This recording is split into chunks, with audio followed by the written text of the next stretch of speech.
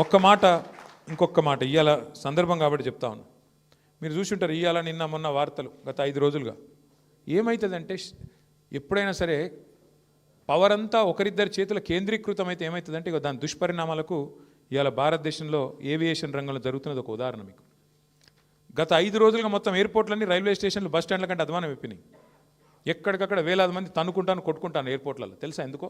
IndiGo వాడు మొత్తం బంద్ పెట్టిండు. ఎందుకు బంద్ పెట్టిండు? ఇది గమ్మత్తైన ఉదాహరణ. మీరు చెప్తే అర్థం చేసుకుంటే మీకు అర్థమవుతుంది నేనేం చెప్తున్నాను. సంవత్సరం కిందట సివిల్ ఏవియేషన్ మినిస్ట్రీ కొన్ని రూల్స్ పాస్ చేసింది. ఏమని? శ్రమ దోపిడీ చేయొద్దు, వారానికి ఒక పైలట్ అంటే ఆయన గింతనే నడపాలి, ఇంతకంటే ఎక్కువ నడపద్దు అని చెప్పి సంవత్సరం కింద రూల్స్ పాస్ చేసిండ్రు. సంవత్సరం కిందటనే వాళ్ళు కొన్ని డైరెక్షన్స్ ఇచ్చిండ్రు. DGCA, director general of civil aviation. IndiGo, air India రెండే ఉన్నాయి భారతదేశంలో, ఇంకోటి లేడు. ఇప్పుడు ఏమైందంటే ఇది లిటరల్గా 2 వ్యక్తుల చేతులు మొత్తం భారతదేశంలోని విమానయానం మొత్తం 2 సంస్థల చేతులు ఆధీనం అయిపోయింది.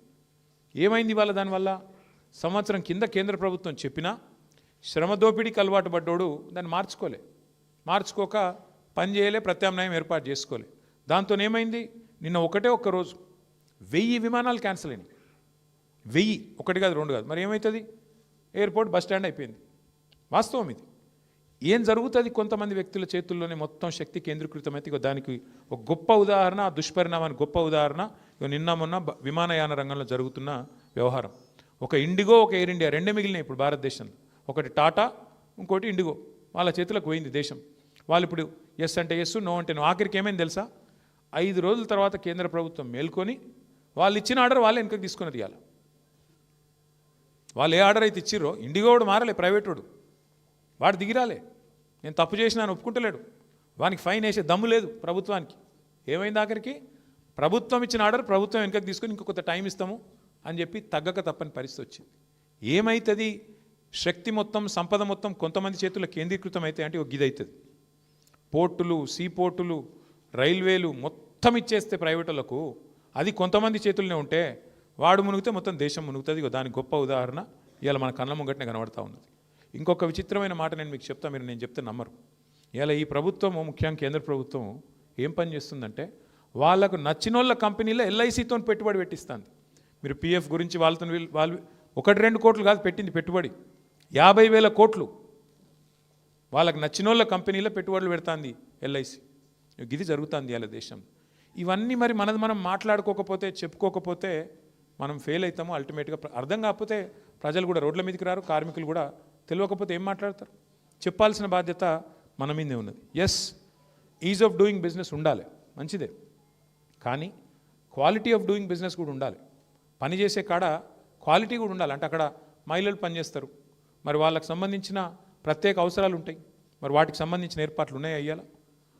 నాకు కొన్ని చెప్తే మీరు ఆశ్చర్యపోతారు. కొన్ని గార్మెంట్ కంపెనీలు తెచ్చిన నేను మంత్రిగా ఉన్నప్పుడు. ఆ గార్మెంట్ కంపెనీల యూనిట్ వాళ్ళది వేరే రాష్ట్రం నుండి చూడడానికి పోయిన నేను. నిజంగా నేను పరిశాన్ అయినా. ఎంత ఆధునికంగా ఉన్నాయంటే అమెరికాలో ఉన్నట్టున్నాయి. నేను అడిగిన, ఏందయ్యా ఇది ఇంత బాగా కట్టిన, మీరు ఏం సంగతి, మరి కాస్ట్లీ కట్టినవి ఏంది అన్న. ఆయన ఏమన్నాడు తెలుసా నాకు? సార్ నాది ఎక్స్పోర్ట్ యూనిట్ సార్, మొత్తం ఎక్స్పోర్ట్ చేయాలి నేను. వాళ్ళు ప్రపంచంలో ఉండే పెద్ద వాళ్ళందరూ, కస్టమర్లందరూ వస్తారు, వాడు ఏ సకాలు అయిపోయినా ఆర్డర్ క్యాన్సిల్ చేస్తాడు సార్, అందుకే ఇట్లా కట్టినా అన్నాడు. అంటే నేను అడిగిన, మరి ఎక్స్పోర్ట్ కాకుండా దేశంలో అమ్మేది ఎట్లుంటుంది అని అడిగిన. ఇట్లుండదు సార్ అన్నాడు. అంటే మన పరిస్థితి ఏంటంటే మనోళ్ళ కోసమైతేనేమో సౌలత్ ఉండాల్సిన అవసరం లేదు, ఎట్లన్నా నడిపిస్తారు, మేనేజ్మెంట్తో నడిపిస్తారు. అదే బయటికి పంపే కాడ మాత్రం వాడు వచ్చి చెక్ చేస్తాడు కాబట్టి, వాడు ఆర్డర్ క్యాన్సిల్ చేస్తాడు కాబట్టి ఒళ్ళు దగ్గర పెట్టుకొని, పెయ్యి దగ్గర పెట్టుకొని, ఆడ మాత్రం లేడీస్కి సంబంధించి, పిల్లలకు సంబంధించి అన్ని ఏర్పాట్లు చక్కగా ఉంటాయి. నేను అనేది కదే, ప్రభుత్వాలు చేయాల్సిన పని ఏంటి అంటే, yes, ease of doing business అవసరమే, కానీ క్వాలిటీ ఆఫ్ డూయింగ్ బిజినెస్ కూడా ఉండాలి కదా. పని చేసేటోళ్ళు 8 గంటల కంటే ఎక్కువ పని చేయాలంటే, ఇప్పుడు ఉదాహరణకు మస్తుగా చెప్పొచ్చు డైలాగులు, నేను 18 గంటలు పని చేస్తా, 20 గంటలు పని చేస్తాను, డైలాగులు మస్తుగా చెప్పొచ్చు. ప్రొడక్టివ్ అవర్స్ ఎన్ని పని చేస్తారని నాకు అర్థం కాదు. ప్రొడక్టివ్గా ఏ మనిషి అన్నా 6-7 గంటల కంటే ఎక్కువ పని చేస్తుందా? బుర్ర స్విచ్ ఆఫ్ అయిపోతుంది. మైండ్ యాబ్సెంట్, బాడీ ప్రజెంట్ అన్నట్టు అక్కడ కూర్చుంటాడు కావచ్చు, కానీ గానిగెద్దోలే పని అవుతుందా? కాదు. వాస్తవం అది. ఏ మీటింగ్ కూడా 4 గంటల కంటే ఎక్కువ నడిపిస్తే అందులో కూడా ఏం ఎక్కది. ఏదో టైంపాస్ నడుతూ ఉంటుంది ముచ్చట, కానీ 2-3 గంటలు దాటిందంటే ఏముండదు, ఎక్కది. ఈ విషయం మర్చిపోయి 8 గంటల కంటే ఎక్కువ పని చేయాలి. ఇప్పుడు ఎంత విచిత్రమైన రూల్ అంటే అది, 8 గంటల కంటే ఎక్కువ పని చేయొద్దని మీరు పోరాడి తెచ్చుకున్న చట్టం అది, హక్కు. దాన్ని అలా తుంగలో దొక్కుతూ 6 రోజులు ఇంటూ 8 అంటే 48 గంటలు. ఆ 48 గంటలు యజమాని ఎట్లన్నా పని చేయించుకోవచ్చారు. అంటే ఒకరోజు 12 గంటలు అనొచ్చు, ఒకరోజు 10 గంటలు అనొచ్చు, ఒకరోజు 4 గంటలు అనొచ్చు, మిగతా టైం పని లేదు వెళ్ళిపోనొచ్చు, అవసరమైతే తీసేయవచ్చు. తీసేయవచ్చు అని ఎక్కడ పెడుతున్నారు?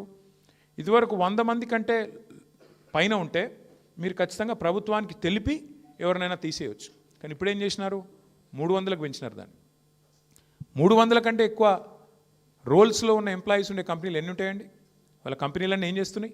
కాంట్రాక్టు, అవుట్సోర్సింగ్ పేరు మీద 300 మంది లోపల రోల్స్లో పెట్టుకుంటారు, మిగతా వాళ్ళంతా కూడా కాంట్రాక్ట్ల కింద అవుట్సోర్సింగ్ కింద పెడతారు. ఇది ఎవరికి తెలియదు ఈ విద్య. కాబట్టి ఇంత బాహాటంగా మీరు లైసెన్స్ ఇచ్చి ఒకప్పుడు ఎస్ఈజెడ్లు వచ్చినప్పుడు లొల్లి పెట్టినారు. ఇలా మరి మొత్తం దేశాన్ని ఎస్ఈజెడ్ చేస్తున్నారు. ఎస్ఈజెడ్ అంటే ఇక్కడ కార్మిక చట్టాలు ఉండవు, హైర్ అండ్ ఫైర్ ఎప్పుడంటే అప్పుడు చేయొచ్చు, మినిమం డిగ్నిటీ ఉండదు అని చెప్పి లొల్లి పెట్టినారు ఆ రోజు సెజ్జులకు వ్యతిరేకంగా. మరి ఇలా ఆ రోజు సెజ్జులకు వ్యతిరేకంగా పోరాటం చేసిన వాళ్ళు దేశం మొత్తమే సెజ్ అయిపోతుంటే, దేశం మొత్తంలోనే కార్మికులకు హక్కులు లేకుండా కాలరాస్తుంటే, మాట్లాడకపోతే పార్లమెంట్లోనే మాకు ఆవాజ్ లేకపోయా. రాజ్యసభలు ఉందనుకోండి, లోక్సభలో లేదు.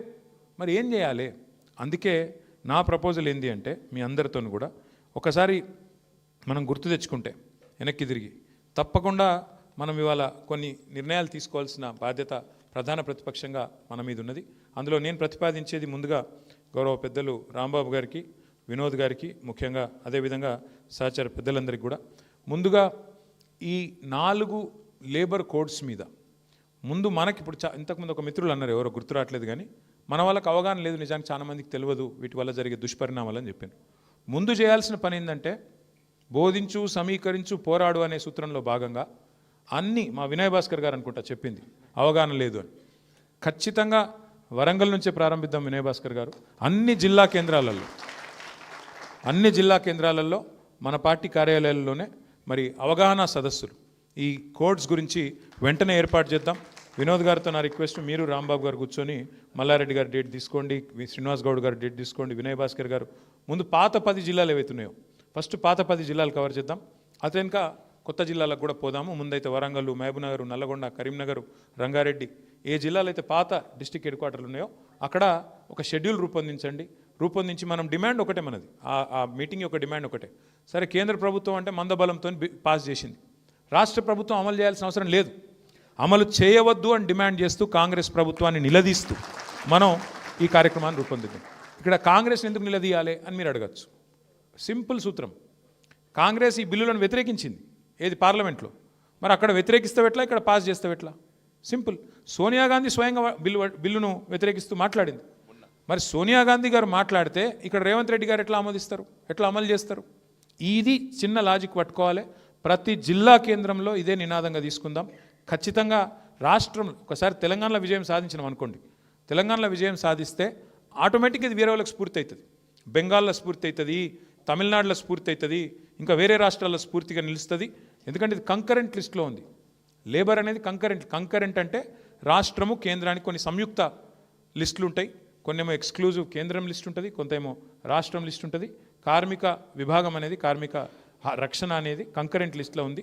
కాబట్టి మన నినాదం, కేంద్రం తెలుసో తెలియకనో ఆమోదించినా మీరు అమలు చేయొద్దు అని రాష్ట్ర ప్రభుత్వాన్ని డిమాండ్ చేస్తూ అన్ని జిల్లాలలో అవగాహన సదస్సులు నిర్వహిద్దాం. రెండవది, అన్ని నియోజకవర్గ కేంద్రాల్లో మనం ఏం చేద్దామంటే మన బీఆర్టీయూ తరపునే చేద్దాం. ఇదంతా కూడా మేమే నాయకత్వం వహిస్తాం. మా మల్లారెడ్డి గారికి ధన్యవాదాలు. 10 లక్షల రూపాయలు చందా కూడా ఇచ్చినందుకు వారికి హృదయపూర్వకంగా ధన్యవాదాలు. ఎందుకంటే ఆర్థిక ప్రేరణ లేకుండా ప్రోగ్రాములు కావు. వారికి ముందుకొచ్చి వారు ఉదారంగా వచ్చినందుకు వారికి ధన్యవాదాలు. అన్ని నియోజకవర్గాల్లో ఉండే అన్ని పార్టీల ఎమ్మెల్యేలకు మన వాళ్ళు పోయి రిప్రజెంటేషన్ ఇవ్వాలి. దయచేసి ఇది అర్థం చేసుకోండి. మీరు కేంద్రం పాస్ చేసినంత మాత్రాన మీరు అమలు చేయాల్సిన అవసరం లేదు. గతంలో కేసీఆర్ గారు ఉన్నప్పుడు చేయలేదు, కొన్ని వారు మన మీద మెడ మీద కత్తి పెట్టినా చేయలేదు. మీరు కూడా దయచేసి శాసనసభలో మాట్లాడాలా. ఇది పార్టీలకు అతీతంగా అందరు ఎమ్మెల్యేలకి తప్పకుండా మనం అఖిలపక్షాన్ని కూడగట్టండి.